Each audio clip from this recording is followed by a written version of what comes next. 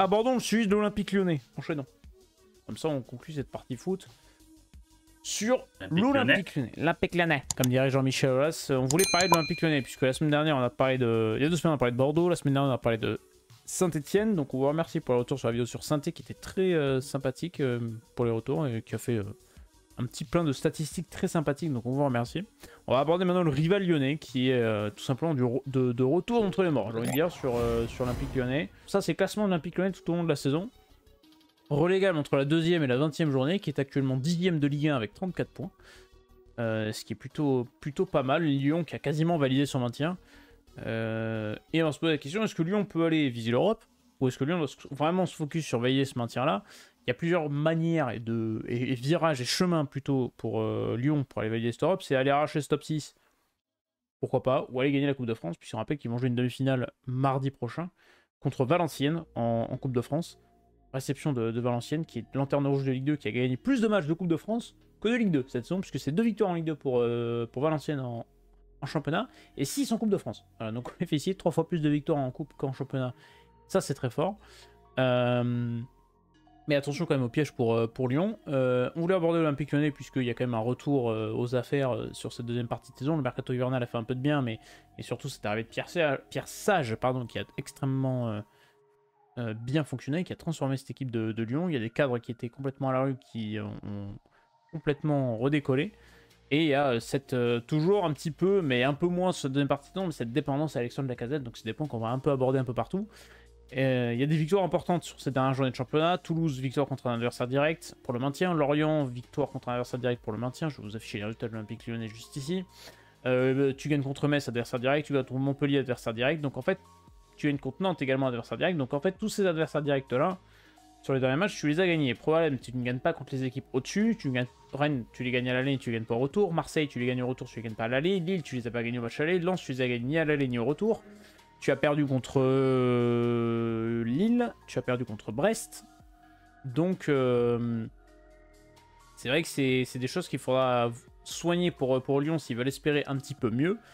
Puisque vous regarderez le calendrier pour l'Olympique Lyonnais, ça sera Reims, ça sera Brest, ça sera Nantes, ça sera le Paris Saint-Germain, ça sera Monaco, Lille, Clermont et Strasbourg. Donc des adversaires directs pour le maintien, ça Lyon on sait qu'ils ont la capacité pour aller les chercher, mais c'est aussi des adversaires qui visent eux le haut de tableau, et ça c'est plus compliqué pour l'OL sur cette saison-là. J'ai remarqué aussi une force de caractère.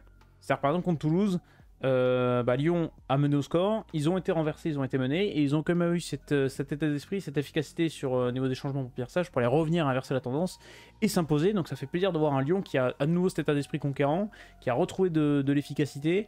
Je sais pas ce que tu en penses de cet Olympique Lyonnais, Melvin, mais c'est plutôt intéressant ce qu'on voit sur cette deuxième partie de saison, et inédit surtout. Oui, c'est sûr, c'est un tout autre visage que celui affiché lors de la première partie de saison. T'as retrouvé de la cohérence, bon, bien aidé par le mercato d'hiver, où quand tu recrutes 7 joueurs, ça te change une équipe. Mais il y en a pas tant de ça qui Euh, sont titulaires finalement. Quand tu regardes les Ouais, mais bon, compositions finalement. même dans le groupe, Oui, t'apportes de la fraîcheur. Je vais pas spoiler, mais c'est un peu le sens de l'interview de Gaëtan Courtet qui sortira demain, voilà, sur Wii Sport. il y a un peu de promo. Mais voilà, un petit peu. Toujours sympa. Euh, mais, c'est- mais cette idée, en tout cas, voilà, de régénérer cet effectif. Et puis, tu as le discours de Persage qui porte bien. Voilà, on a retrouvé un peu de jeu.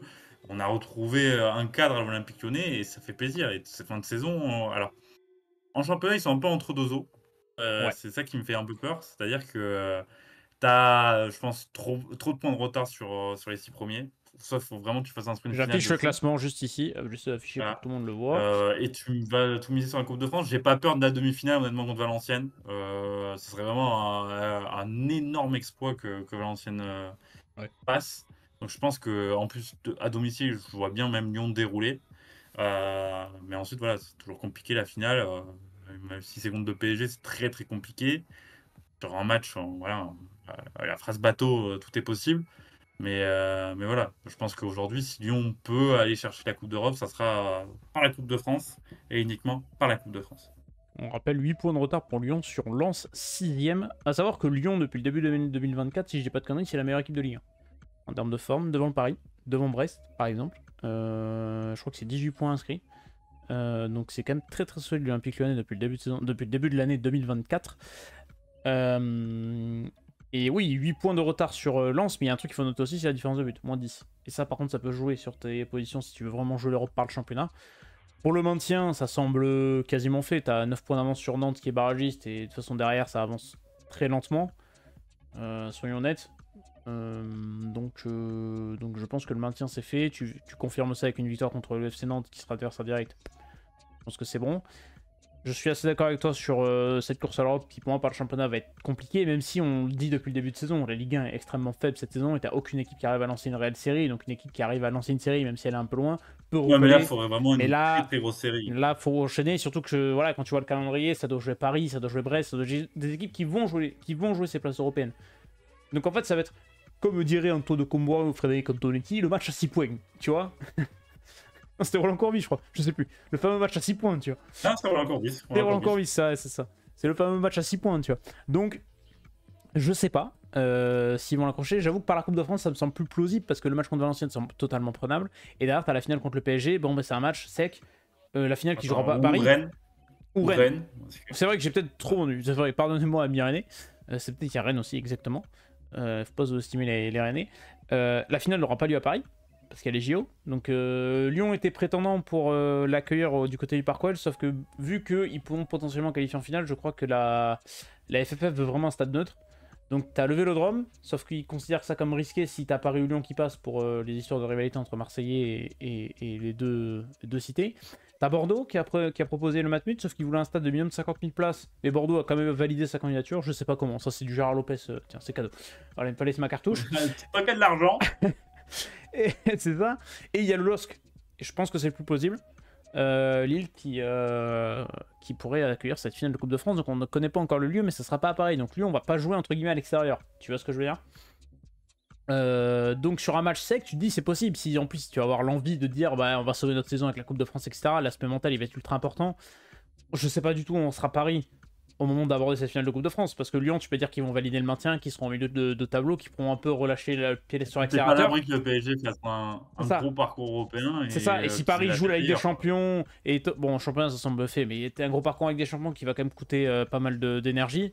Bah on sait jamais, Lyon peut aller chercher quelque chose, donc ça peut être aussi intéressant de ce point de vue là, ouais. Voilà.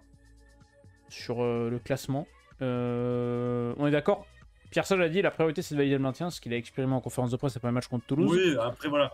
Je comprends le discours. Après, oui. Honnêtement, je pense qu'aujourd'hui le maintien est quasiment acté quand tu vois la lenteur 4-5 de derrière. Voilà, je me suis dit, allez, 2 victoires, je pense. 2 victoires, 40 points. Le maintien acquis, il n'y aura pas. Le 16e ne sera pas 40 points. Oui, ça je pense que ce sera loin de 40 points, sachant que sur les prochains matchs, tu joues Reims, il est juste devant toi.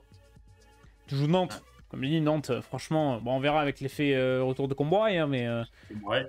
de ce que montre le FC Nantes, franchement, c'est pas glorieux. En plus, ils ont perdu récemment Moses Simon, fracture du tibia péroné, malheureusement pour lui. Brest, attention à Brest, mais tu vas quand même les jouer à la maison pour Lyon. Même si je vais vous montrer après tout à l'heure certaines statistiques, Lyon performe plus à l'extérieur qu'à domicile. Tu vas jouer Paris. Bon, on verra dans quelle forme arrive le Paris Saint-Germain. Tu joues Monaco. Alors Monaco, ça alterne bien, moins bien, c'est inexplicable. Lille, pareil, c'est très compliqué. Et après, tu vas jouer Clermont et Strasbourg, qui, alors soit Clermont sera peut-être déjà condamné, et honnêtement, ça montre pas vraiment quelque chose de foufou du côté de Clermont, et Strasbourg sera soit sauvé, mais entre guillemets, quand tu vois ce que propose Strasbourg depuis le début de saison, malgré les qualités qu'il y a dans le groupe, tu dis que c'est quand même à la portée de l'Olympique Lyonnais. Donc honnêtement, les victoires pour aller chercher le maintien, j'y crois dur comme fer, et je pense que le maintien est validé pour Lyon. Maintenant, pour l'Europe, ça passera sensiblement par la Coupe de France. Je voulais rentrer un peu plus dans le détail, si tu me permets. Je l'espère. Est-ce qu'on voit... c'est mon émission.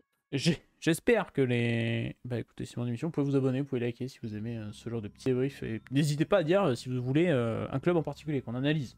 On a fait Bordeaux, on a fait Saint-Etienne, on fait Lyon, on fera Marseille la semaine prochaine. On fera une analyse. N'hésitez pas. Et ta petite expression du baromètre Amiens a bien plu aussi. Voilà, je le dis.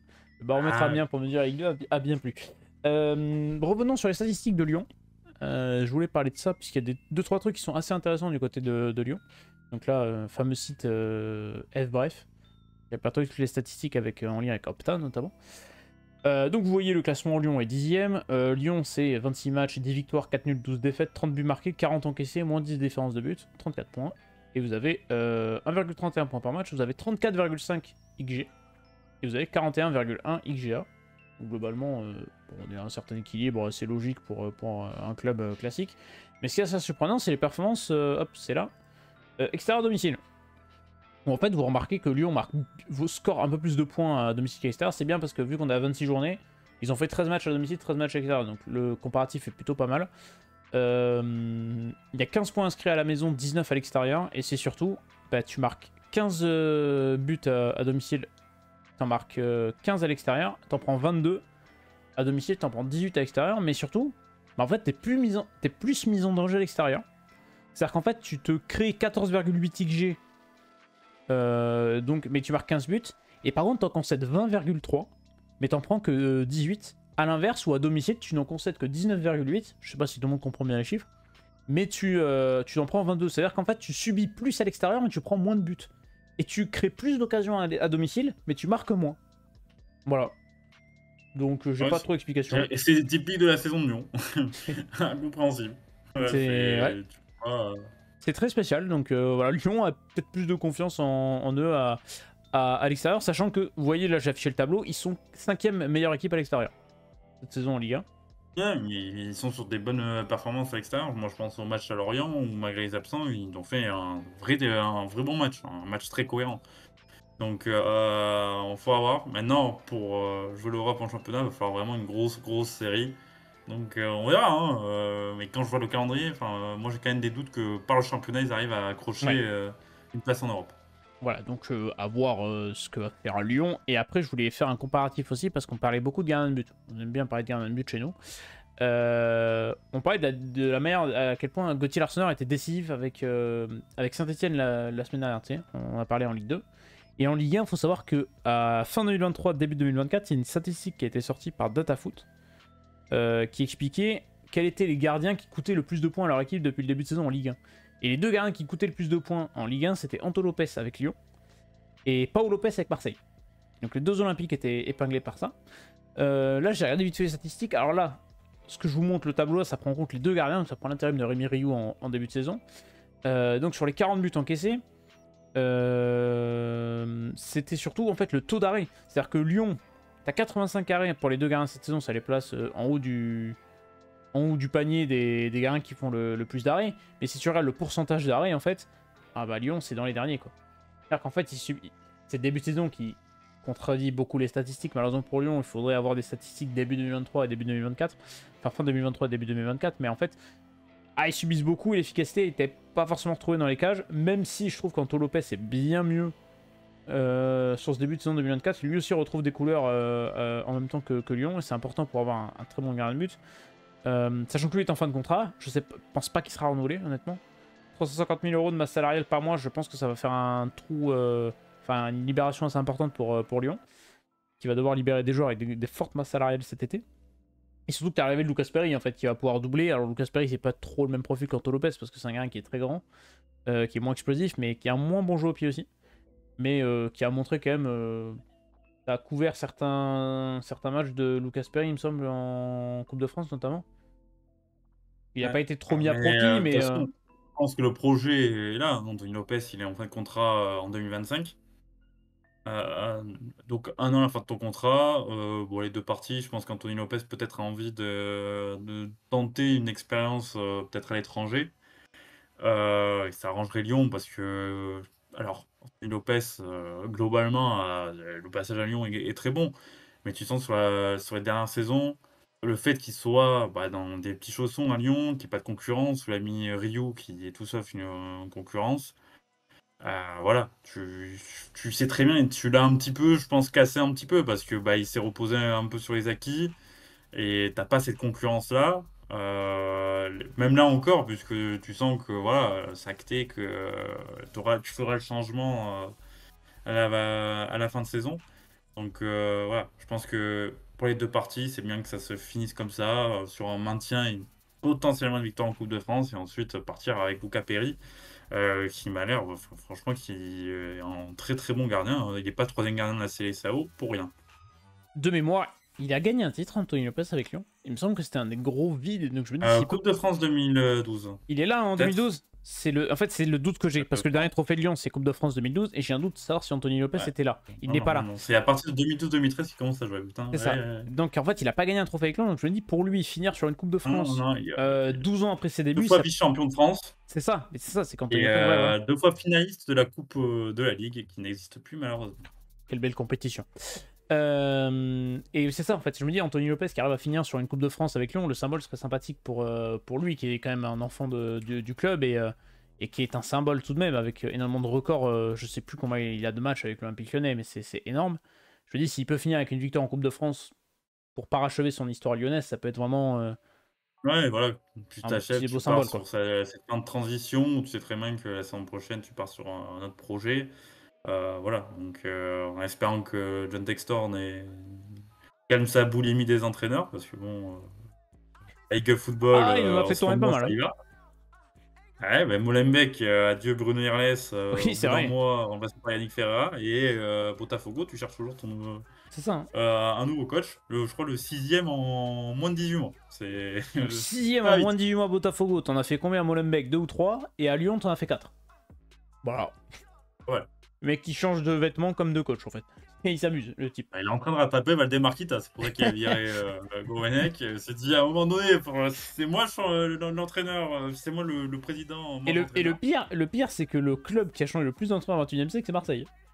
Après, c'est Nantes. Donc Valdemarquita va falloir continuer, va falloir changer encore. Ils sont quand même forts cette saison. Ça, ouais. Marseille a montré qu'un changement de coach là, c'était très solide cette saison. Ah, mais là, les deux Olympiques sur les changements de coach, ils ont été radicaux.